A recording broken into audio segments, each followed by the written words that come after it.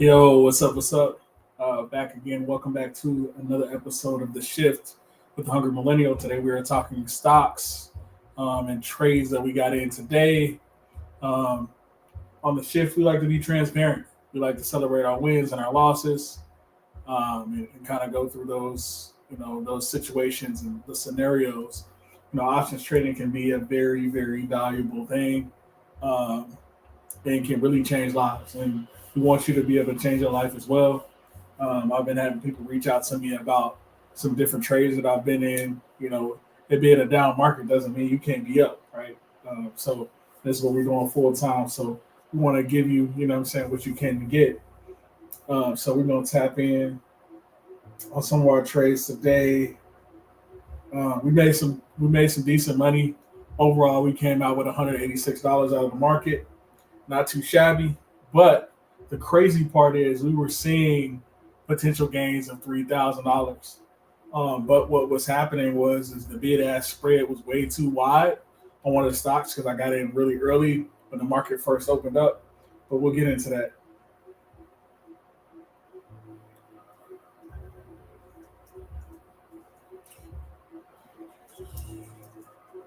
So our first stock that we entered, we charted last night that we tapped into was Target, right? Um, the tough part about being, somebody that trades early in the morning, you can be psyched out by volatility. With Target, we bought some puts. I think we had bought like 90 puts or something like that for the $90 strike price area. As we had mapped this out, when it left our put entry right here that we had mapped out the night before. It had gapped down. And so the thought process in the market was, hey, it had gapped down. Now this is an opportunity to make some money. Let's see how far it can go because Friday the market bled out pretty bad, right? So we were looking at, okay, it gapped down. Let's see if it goes further. The problem here's the mistake that I made. The mistake that I made is I didn't allow it to build structure. When I say structure, you can build structure up or you build structure to the downside. Here's structure. You got a two uh, bullish signal here, right? And so you got this two up, two up, two up, right? We were looking for if we would have looked for the structure and played it smart, we would have looking for the two down, two down, two down to actually buy, right? Versus buying here when it hit here, as soon as I bought that, it pushed up. So I started to lose money because the market started to go up, and I had bought puts, right? So that ended up costing us $400. The cool part is we always typically map out the night before. We typically map out like three stocks, right? So that's going to put us in a situation where we can be highly successful no matter what happens. So I'll tap into. We were looking at Carvana. We had already made money. This was actually before the Target trade. Carvana we had bought over the weekend, and it ended up turning into a swing trade. And so we had bought Carvana on Friday when it was at $160. We bought puts on it. I think I bought 150 puts, right? And the cold part about it is in the market, because the market was doing so bad, it gapped down all the way down to 150. And so that was our signal to get out. As soon as it got down, we wanted to take our profits and leave the market. And we ended up profiting $322 off of puts. So that put us in a space where we were making positive revenue. Roughly, we were almost positive. And then I got into HIMS. So HIMS and so what happens is as you start to chart out, what you're looking at and looking for in the market, you'll have a bunch of alert signals that are still on some of your charts. And so I have charts. I have so many stocks that I've charted out that I'll get random pings throughout the day. And even if you look at it, I have a bunch of lists for tomorrow. I got different sections, et cetera, et cetera. So the more you chart, the more you dive into the market, the better, the more efficient you'll be at finding these opportunities. And the cool part is you're doing options. So if it goes up, like we talk about, you make money. If it goes down, you can make money, right? And so let's look at this. So with hymns, this is what happened. Um, I bought right here, and I got that 2-2. I got that market structure. It was going up. I bought right here at like 940 roughly. And then I got that candle, that two up, and then we saw that it saw it enforced. It had passed this key level right here. And it broke the average daily range from last week. And so that told us, hey, since it broke this range, it's probably going to keep going. So it ended up kept going, and then I made $322 profit. And then so all in all, in a day, I ended up with roughly $186 profit with that target loss plus that Carvana win, plus the Hims win. That still made sure we were in the positive. And like I told you earlier in the day, the wild part is it also popped up and we saw it like it was like, man, this is so positive, so crazy, that we were able to see that too.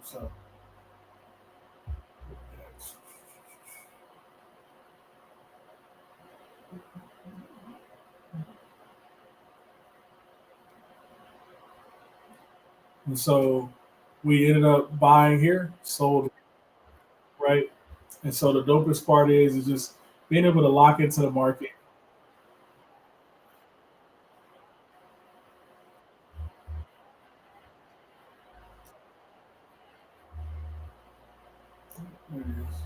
So the coolest part is being able to lock into the market. We ended up getting one thing that I don't like to do is I don't like to chase, and so I like to use these live streams as kind of my journal to explain to y'all where we went, how we went wrong, and what we want to do, to be successful long term. And so one of the toughest parts is really looking at it and saying, hey, what can we do right? What did we do wrong? And how can we capitalize? So I ended up buying here, selling here, and then I also bought in here because it looked like it was going to keep going. The crazy part from this 20, there were so many buyers in the market because I bought calls here. There were so many buyers in the market. It kicked this whole candle up. This was like a 5 minute candle, roughly. Right, that was a 5 minute, 10 minute candle. So it kicked so fast, I could have made $3,000 profit here.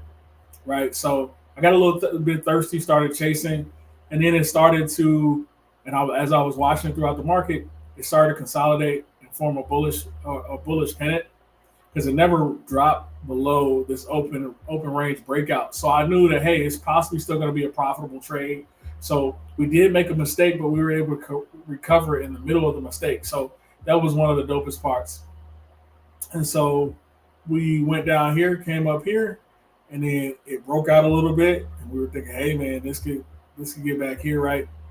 Um, and then we ended up doing it taking it as a swing trade overnight because it had already broke out here, and we're still positive.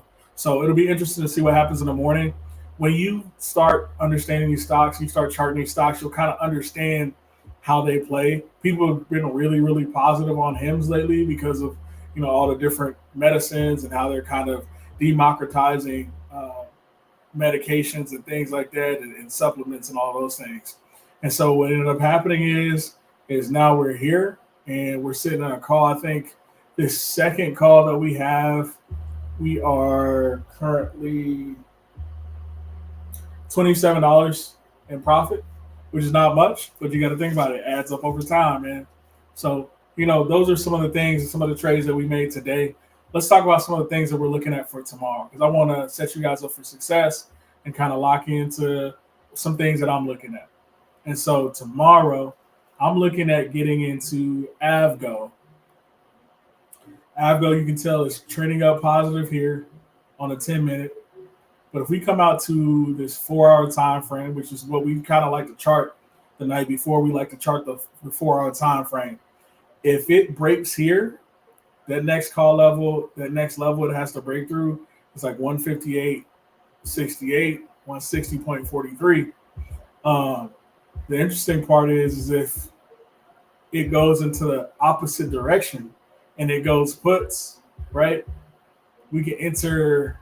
We'll take puts here, and then we'll probably take a strike price of negative, or we'll take a not negative. We'll take a strike price of 150, and then we could potentially ride that down to 144. So we're paying attention to Avgo. I've got it charted out here. I like to do my charts the night before. Things do change in the morning, so I might have to remix my plan. But the average target range, after I've calculated the average target range on both of these, the average target range that it moves in, and this is an average of the last 14 days, is uh, is roughly 10 points, right? Which is pretty crazy. It can move in 10 points in either direction. So what we're looking at is potentially going through here, hitting these puts, and then riding it all the way to 143. So that's my first idea for tomorrow. Continue to tap in, and we'll give you updates or whatnot. We'll check out how the market goes in the morning. Um, but you also have Tesla. Tesla's going to be the big body tomorrow because Tesla hasn't been doing very well financially, given everything going on in the government, all those things. I don't really, for me, it's not something I don't really track in. I just watch market structure, right? But I'm moving Tesla to the top of my list tomorrow because right here, after it, if it breaks this range, and this is a key support level right here. If it breaks this range, it could potentially go all the way to $181. Uh, it could potentially go to 206.25. I'll mark that there as well. 206.25 is a key support level as well. Make that solid.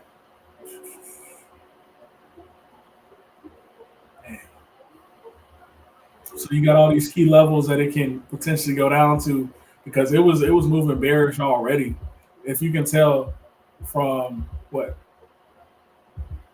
all the way from like December, roughly January, it's been moving pretty bearish anyway. Had a nice little pump at the end of March, and then it continued doing what it's doing. So we'll see what happens there. We're looking at Tesla and Avgo right now, and then we're also still in that Carvana play. So that's going to help out exponentially there. And let's look at this on a 4 hour time frame. How big of a gap that is? That's pretty huge. I mean, if it were to drop 20 points, I mean, you're talking, 100% trades potentially, right? 100% plus on a trade. That's pretty cool. And the cool part about options trading is you can start off with an account that starts off with $100 and ride the market either which way. But that's what we're looking at for tomorrow. I appreciate you guys. Appreciate y'all tapping in. We'll continue to kind of, give you different plays or give you different information on what's going on in the market. If you have any if you want information on options trading, which is one of the fastest way to build wealth in the market, let me know. Send me your email. DM me. Like, comment, subscribe. Check us out on YouTube. All the support matters. I appreciate you guys. Continue to tap in, and y'all have a good night.